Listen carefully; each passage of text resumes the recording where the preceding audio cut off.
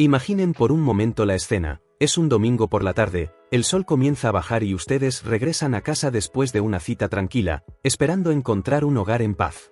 Abren la puerta y, en lugar del silencio relajado que esperaban, los recibe un llanto desgarrador. No es un llanto normal de niño pequeño, es un sonido de dolor, de miedo puro. Corren hacia la sala y ven a su hijastro de 4 años, Luke, acurrucado en un rincón, con la cara empapada en lágrimas y un hilo de sangre bajando por su labio.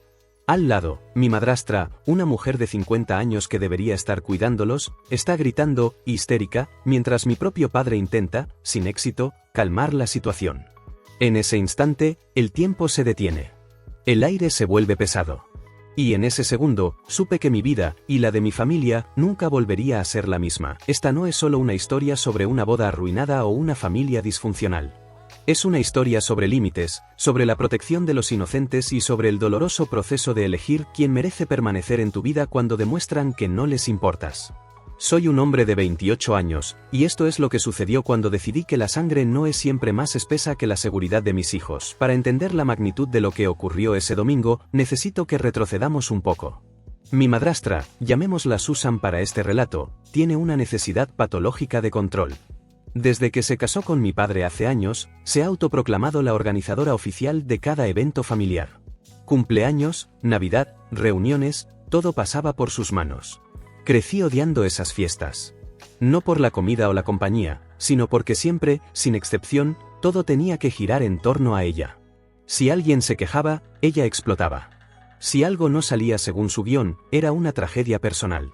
Mi padre, por su parte, siempre me pedía que la aguantara. Es para que se sienta incluida, decía. Pero la inclusión no se trata de controlar cada detalle hasta la asfixia, se trata de pertenecer, y ella siempre actuó como si estuviera invadiendo un territorio que no le pertenecía. El conflicto se intensificó cuando conocí a Jane. Nos comprometimos a principios de 2021, y la emoción pronto se transformó en estrés cuando mi madrastra intentó secuestrar los planes de nuestra boda desde el día 1. Contactaba a nuestra planificadora a nuestras espaldas, se aparecía sin avisar en las citas del vestido de Jane y se quejaba constantemente de que no la dejaban ser la madre del novio en las invitaciones, a pesar de no haberme criado. Pero el verdadero punto de ruptura no fue la boda, sino la familia que estábamos construyendo. Jane tiene un hijo, Luke, de 4 años.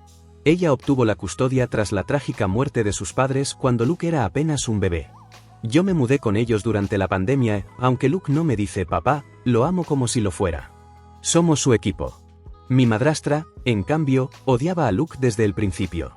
Acusaba a Jane de haberse embarazado de mí a propósito para meterse en la familia, una acusación absurda que empeoró cuando nació nuestro propio hijo. Mi padre, aunque adora a los niños, se sometía a las exigencias de su esposa, quien le prohibía cuidar a Luke. Así que, generalmente, evitábamos dejar a los niños con ellos, pero ese domingo, las circunstancias nos ganaron. Mi cuñado estaba fuera de la ciudad, mis otros hermanos vivían lejos y mi madre también. Necesitábamos salir por un compromiso urgente. Mi padre insistió en cuidar a los niños en nuestra casa, no en la suya. Pensamos que sería seguro, que el entorno familiar lo mantendría bajo control. Tomamos precauciones porque, siendo honestos, nunca habíamos confiado plenamente en ella con los niños, pero no esperábamos lo peor. Nunca esperabas que llegara a ese punto. Cuando volvimos y encontramos esa escena, con Luke sangrando, algo se rompió dentro de mí. Mi madrastra había explotado porque Luke le dijo que él y mi bebé llevarían los anillos en la boda. Gritó que no lo permitiría porque él no era familia. Y luego, lo golpeó. Tenía el labio partido. No fue un accidente. Fue violencia. Inmediatamente, la vetamos de nuestra casa y de nuestra boda. No hubo negociación. La seguridad de Luke era lo único que importaba, la reacción de mi padre fue lo que realmente me dolió. En lugar de proteger a su nieto, se enfureció con nosotros. Dijo que no iría a la boda sin ella. Convenció a la mitad de su lado de la familia para que boicotearan el evento, minimizando lo ocurrido. Son exageraciones, decían. Es solo un golpe, decían. Mi hermanastro, hijo de mi madrastra, se puso totalmente del lado de ella, negándose a creer la verdad sin importar cuánta evidencia le mostráramos. Me duele admitirlo, pero también tuvo que ser vetado. La lealtad ciega hacia un abusador es complicidad, pero no íbamos a dejar que se saliera con la suya. Al día siguiente, llevamos a Luke al pediatra. Reunimos cada pieza de evidencia. Por un golpe de suerte milagroso, teníamos una cámara de niñera instalada. La agresión física ocurrió fuera del ángulo de la cámara, pero el metraje capturó los gritos de ella y el llanto inconsolable de Luke antes y después del evento. Era suficiente. Presentamos cargos. Ahora ella tiene un cargo por abuso infantil en su expediente. No fue venganza, fue justicia. No podíamos permitir que un niño fuera lastimado y que nadie dijera nada. Las semanas siguientes fueron una guerra fría. Mi familia, la extendida, se dividió. Muchos primos me pedían que reconsiderara que era familia. Pero una tía de Jane sugirió algo que me hizo pensar, quizás mi madrastra actúa así porque no se siente bienvenida. Lo analicé y me di cuenta de que esa era la narrativa que ella vendía, pero no era la realidad. La verdad es que mi familia nunca la quiso del todo. Mi padre le fue infiel a su novia anterior para estar con ella, y mi familia amaba a esa novia. Mi madrastra llegó con la misión de forzarse como la matriarca, adueñándose de cada evento para recibir atención. Con Luke fue diferente, lo aceptaron de inmediato porque es un niño brillante y adorable. Creo que ese fue el detonante real, los celos. El resentimiento de que Jane y Luke fueran amados fácilmente mientras ella tenía que luchar por cada migaja de aceptación. Decidimos acortar el contacto con mi padre y mi madrastra. No hablaríamos con ellos. Cualquier comunicación la manejaría mi hermana menor, quien estaba completamente de nuestro lado. Adopté la filosofía de Jane, perdonar lo que se pide con sinceridad, pero jamás olvidar.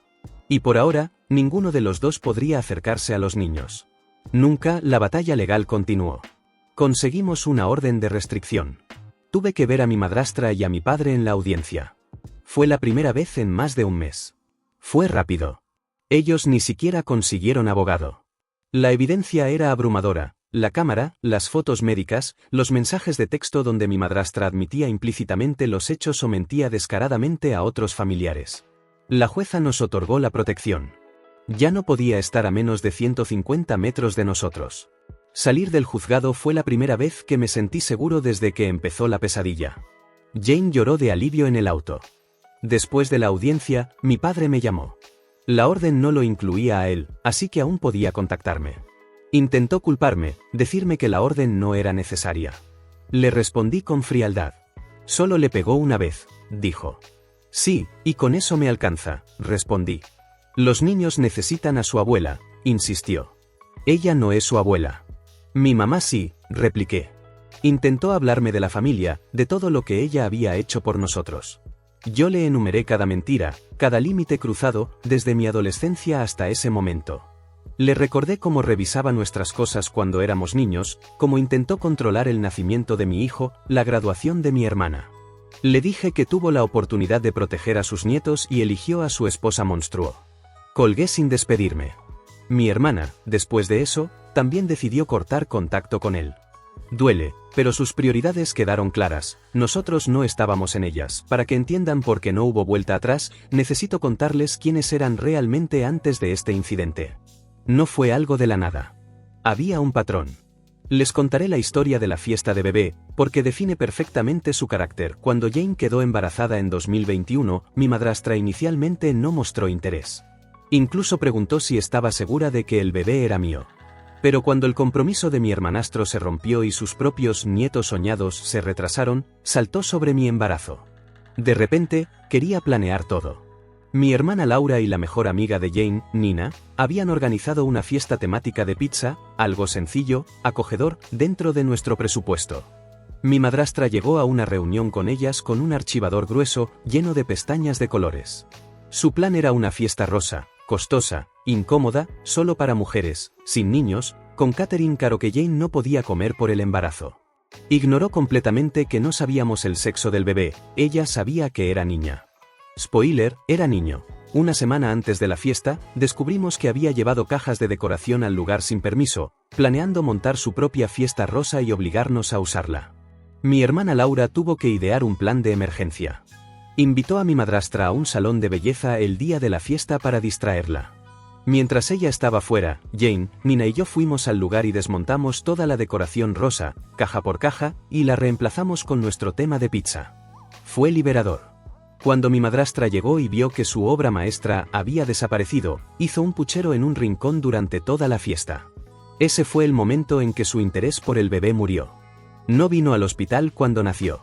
Se negó a reconocer que era niño hasta semanas después.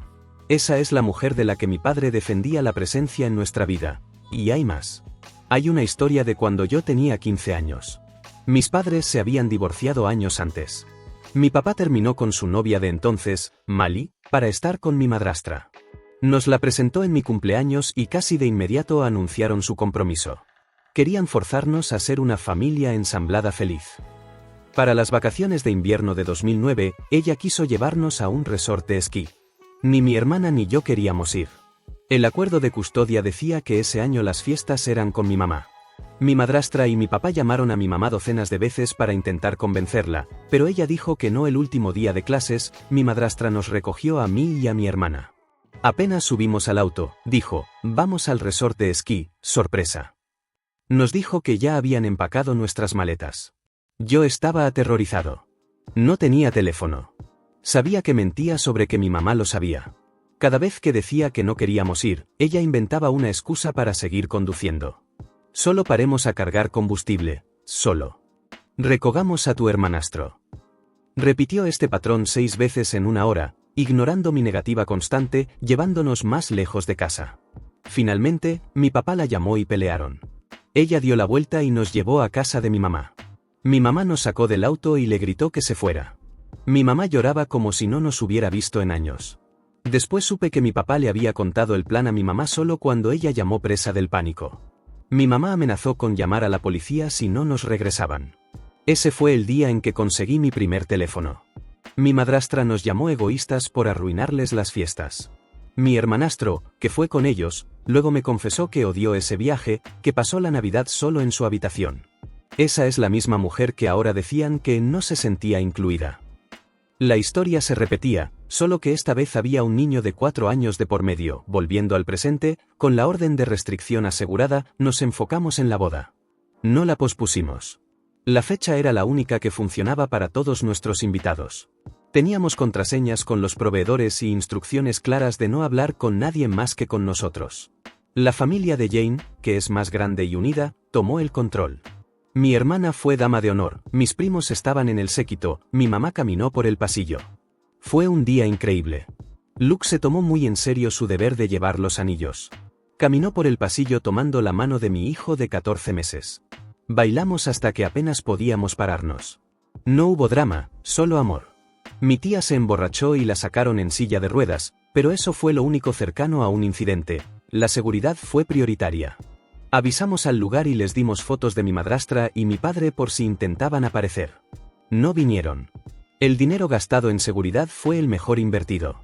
Durante los meses siguientes, el silencio fue nuestra nueva normalidad.